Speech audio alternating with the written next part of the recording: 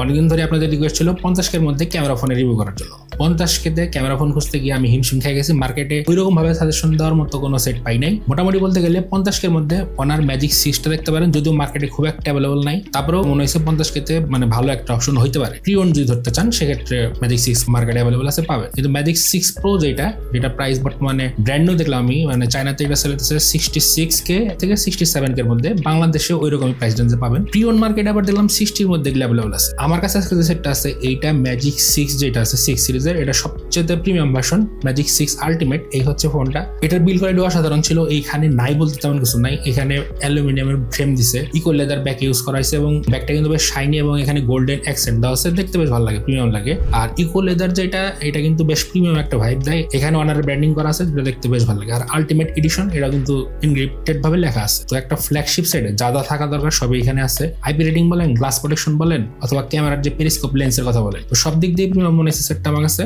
আর প্রাইসটাও কিন্তু খুব একটা বেশি তা কিন্তু না, আপনি 60-65 এর মধ্যে এই রেঞ্জে এই সেটগুলো পেয়ে যাবেন। ইদানিং এগুলো বেশ ভালোভাবে বাংলাদেশে অ্যাভেলেবল হয়েছে। তো কয়েকদিন ইউজ করার পর এটার থেকে কি আউটপুট পাইছি ক্যামেরা এবং গেমিং সেশনে, সেটা আপনাদের সাথে শেয়ার করবো। তো চলুন ভিডিও শুরু করা যাক। এটা কিন্তু 8.9mm থিক এবং এর ওয়েটটা হচ্ছে 227 গ্রামের মতো। আমার কাছে বেশ প্রিমিয়াম লাগছে। পোর্শন বাটন সবকিছু ঠিক জায়গায় আছে। রাইট সাইডে পাওয়ার বাটন, ভলিউম রাখার পাবেন। নিচের দিকে main speaker, type C port, main mic, SIM card tray. এখানে অনলি 2টা সিমের অপশন পাবেন। এটা 2টা ভেরিয়েন্ট হয়ে থাকে, 16 512GB আর হচ্ছে 1TB।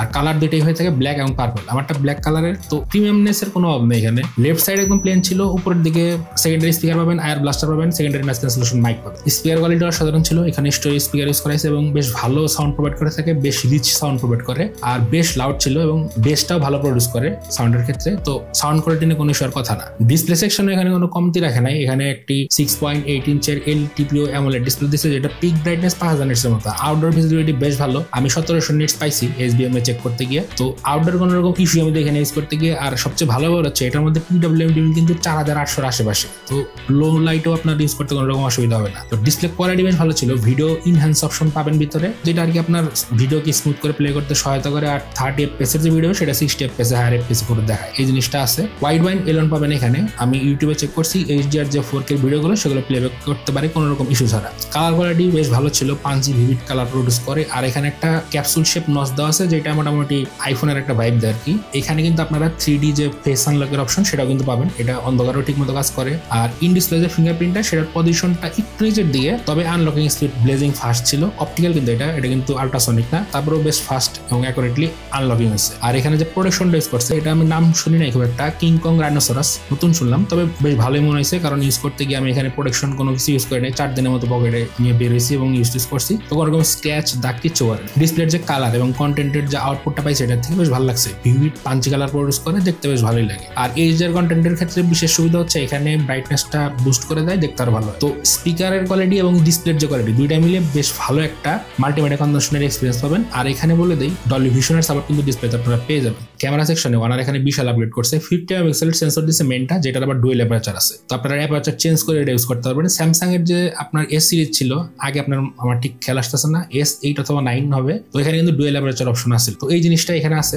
আরো ইমপ্রুভ ভাবে দিচ্ছে। আর সেন্সর সাইজও কিন্তু বেশ বড়। তো এখানে যে আপনার টেলিফোটো লেন্সটা, সেটা কিন্তু 180 মেগাপিক্সেলের 180 মেগাপিক্সেল পেরিস্কোপিক জুম লেন্স, এখানে OIS আছে। আর এটার যে আল্ট্রা ওয়াইডটা, সেটাও কিন্তু 50 মেগাপিক্সেলের। সামনে যে ক্যাপসুলটা দেখতে পাচ্ছেন, সেখানে কিন্তু 50 মেগাপিক্সেলের সেন্সর দেওয়া আছে। এটা একটা ওয়াইড অ্যাঙ্গেল সেন্সর এবং এখানে 2 সেন্সর দেওয়া আছে। ফেস আনলকের ক্ষেত্রে ইউজ হয় এবং অন্যান্য কিছু কাজে ইউজ হয়, জেস্টারের কিছু কাজে ইউজ হয়, যেমন আপনার হ্যান্ড জেস্টারে এটা কাজ করে। ভিডিওর ক্ষেত্রে আসি, এখানে ভিডিও করতে পারবেন 4K 60 FPS। ভিডিওর ক্ষেত্রে কিছু কিছু জিনিস ইম্পর্টেন্ট জিনিস বলে দিই। এখানে আপনারা লাট সিস্টেম পাবেন, কয়েকটা লাট দেওয়া আছে। আমি কয়েকটা ট্রাই করছি, ভালো লাগছে আমার কাছে। আর এখানে ভিডিওর ক্ষেত্রে আপনারা সিনেমেটিক যে অ্যাসপেক্ট রেশিওটা, সেটাও পাবেন। তো সেটাও ট্রাই করছি, বেশ ভালো ছিল। আউটপুট বেশ স্টেবল ফুটেজ দিয়ে থাকে। কালার কোয়ালিটিও বেশ ভালো লাগছে, ক্রিস্পি ভিভিড কালার প্রডিউস করে এবং ভিডিও স্মুথনেস বেশ ভালো মনে হয়েছে ইউজ করতে গিয়ে। এখানে আরো কিছু অপশন দেওয়া আছে ভিডিওর ক্ষেত্রে, ডুয়েল ভিউ অপশন পাবেন। এই জিনিসটা ভালো লাগছে, এটা আপনারা কয়েকভাবে চেঞ্জ করতে পারেন। আমার কাছে সবচেয়ে যে জিনিসটা ভালো লাগছে সেটা হচ্ছে লাট ভিডিও। লাট ভিডিওর ক্ষেত্রে আমি কিছু লাট ইউজ করছি, তার মধ্যে কিছু স্যাম্পল দেখাই দিলাম। তো আপনারা সেভাবে ইউজ করতে পারেন। ভিডিও কোয়ালিটি ভালো ছিল ব্যাকে।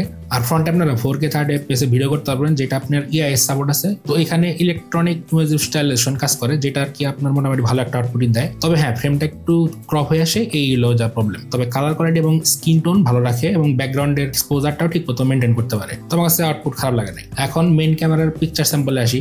ব্যাকের যে মেইন সেন্সরটা, সেটা কিন্তু 1x থেকে কাজ শুরু করে।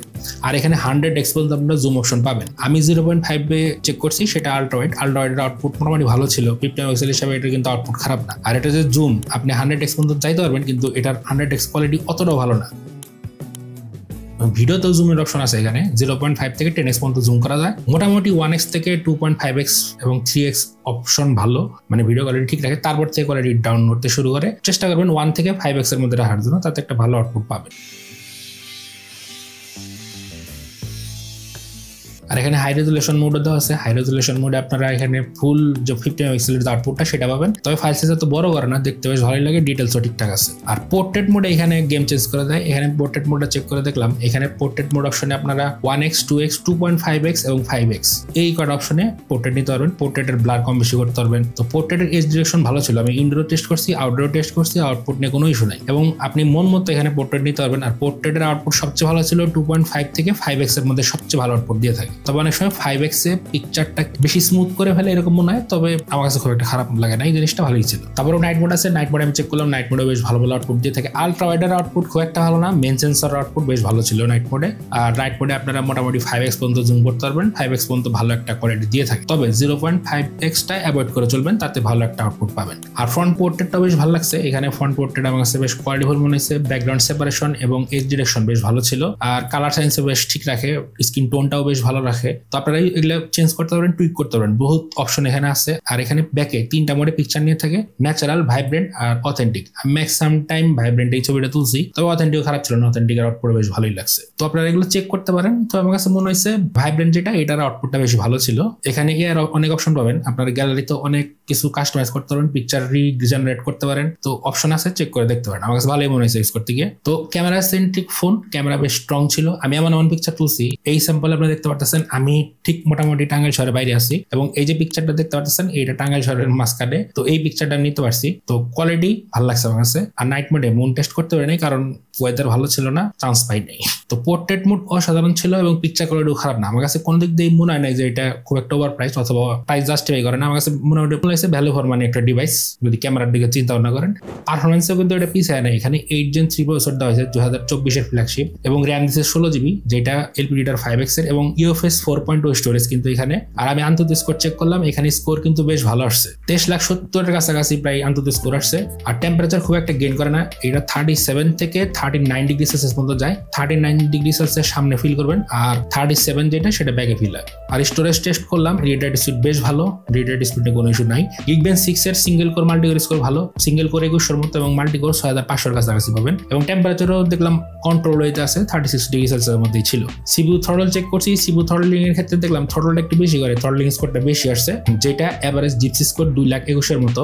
ম্যাক্স যে থ্রটলটা সেটা 71% এর কাছাকাছি। তবে গেমিং জিনিসটা চেঞ্জ হয়ে গেছে, কয়েকটা গেম ট্রাই করা হয়েছে। পাবজির রেজাল্টটা বললি, পাবজি এখানে এভারেজে 110 FPS পাইছে, 120 FPS সাপোর্ট ইজিলি পায়, তবে এভারেজে 110 FPS মানে 110 FPS এর মতো পাইছে। হিটিং খুব একটা দেখে নাই, এবং 30 মিনিট গেম প্লে করার পরে এটা কিন্তু প্রায় 8% এর মতো ব্যাটারি ড্রপ করছে টোটাল। তো গেম প্লে রেজাল্ট ভালো ছিল, এখানে স্মুথনেস পাইছি, খেলতে গিয়ে কোনো রকম হ্যাং ল্যাগ ইস্যু দেখি নাই পাবজির ক্ষেত্রে। এবং সিওডি তো দেখলাম 120 FPS ধরে রাখে, তবে যদি আপনি ব্যাটেল গ্রাউন্ড প্লে করেন সেক্ষেত্রে কিন্তু আবার আপনার 90 FPS ডাউন করে। এইটার মধ্যে না, খালি ম্যাক্সিমাম সাইডে দেখছি এই জিনিসটা, চাইনিজ গেমে 90 FPS ডাউন করে সেটা। এমনি যদি মাল্টিপ্লেয়ার গেমগুলো খেলেন সেক্ষেত্রে 120 FPS সিওডি তে ইজিলি পাইতেছেন, এবং এইটা গেম প্লে বেশ স্মুথ ছিল, আমি প্লে করতে কোনো ইস্যু দেখি নাই, হিটিং ইস্যু পাই নাই, 37-37 এর মধ্যে এরকমই ছিল টেম্পারেচার।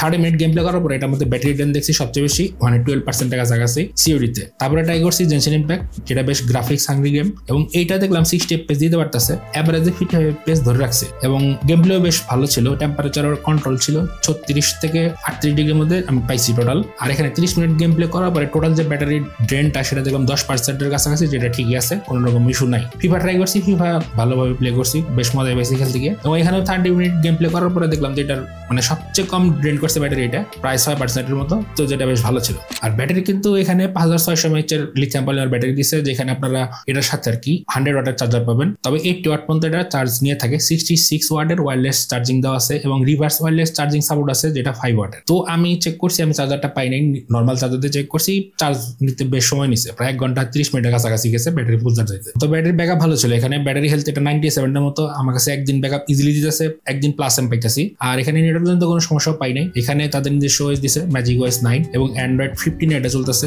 তো এটা আরো 2 বছরের আপডেট পাবে শুনলাম। তো ওএস এটা ভালো ছিল, চাইনিজ ওএস ম্যাজিক ওএস এর যে চাইনিজ ভার্সন এটা। তো এখানে বিভিন্ন রকম অপশন আছে, ব্লোডারও টুকটাক আছে। তো এই ব্লোডার গুলো ডিলিট করা যায়, তো আমি ডিলিট করি নাই, তবে খুব একটা ইস্যু পাইনি। এখানে স্যাটেলাইট কলিং এর সিস্টেম দেখলাম, তো যেটা ইমার্জেন্সি এসওএস এর কাজ করে, কিন্তু এটা বাংলাদেশে কাজ করে না, এটা চায়না অনলি অপশন আর কি।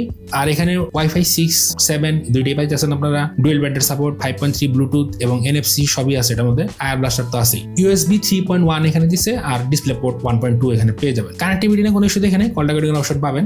সেট ভালো ছিল, ইউআই মোটামুটি ঠিকই আছে, চাইনিজ ইউআই হিসেবে খুব একটা মানে সমস্যা করে না, তবে হ্যাঁ নোটিফিকেশন ইস্যু আছে, ডিলে আছে। তো ওভারঅল যদি চিন্তা ভাবনা করেন এটার যে ক্যামেরা, এটার যে পারফরমেন্স, ডিসপ্লে, এগুলো যদি চিন্তা ভাবনা করেন আনবিটেবল এই প্রাইসে, মানে এই প্রাইসে জাতিতেছে এটা খুব কম ফোনই পাবেন এই প্রাইসে। তো প্রাইসটা এবং শপের অ্যাড্রেসটা বলে দিই, এটা প্রোভাইড করছে ইএস গাজেট ভ্যালি, তাদের সব বিটিআই প্রিমিয়ার প্লাজায় আছে। তো ডিটেলস ডেসক্রিপশনে রইল। আর একটা প্রাইস ধরা হয়েছে 16,512 জিবি, 65,000 টাকার আশেপাশে। তাদের সাথে যোগাযোগ করুন, ভালো একটা ডিল পাবেন।